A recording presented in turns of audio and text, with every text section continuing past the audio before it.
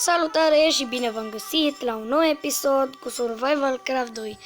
Astăzi m-am gândit să vă arăt cum să vă faceți propriile, cum se numește, cuburi și să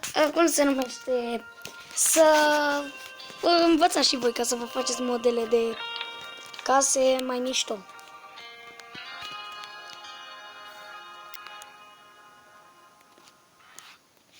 Da.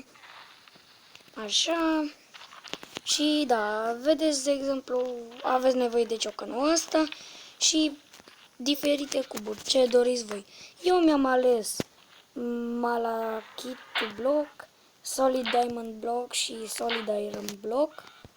Și, de exemplu, eu vreau să pun așa, așa și după așa. După aia aș vrea să pun așa, așa. Și apoi facem magia după. Mai punem încă unul. Așa. Încă o dată și gata. Asta va fi cubul nostru. Stați puțin să mă pisem așa.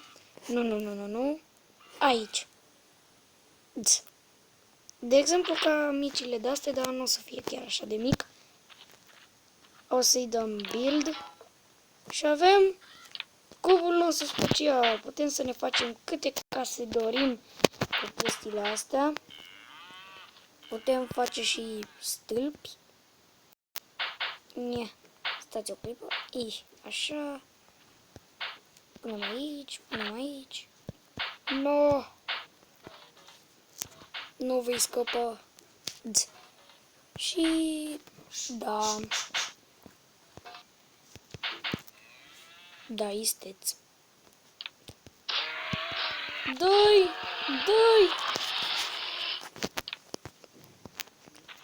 Și stați o clipă să scap de ursul ăsta. Stați puțin să-l gonesc. Vai.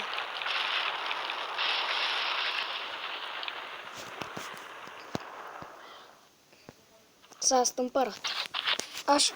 Și, de exemplu, vreau să mai fac un cub. De exemplu, din dust. Facem din ăsta, 2, 3. Așa. Așa.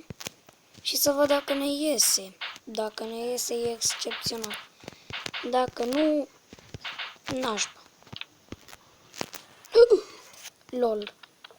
Nu iese.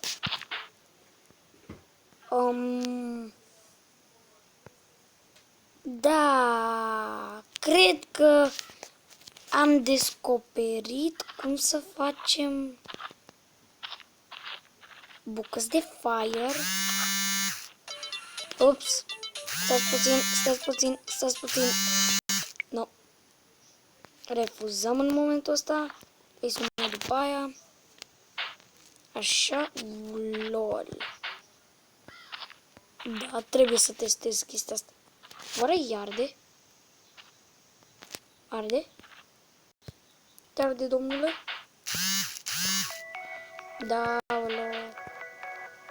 arde-ți-l. Se pare că este un foc inocent. Aoleu. Da. De fapt nu face rău nimănui. Revenim după o pauză. O pauză mică.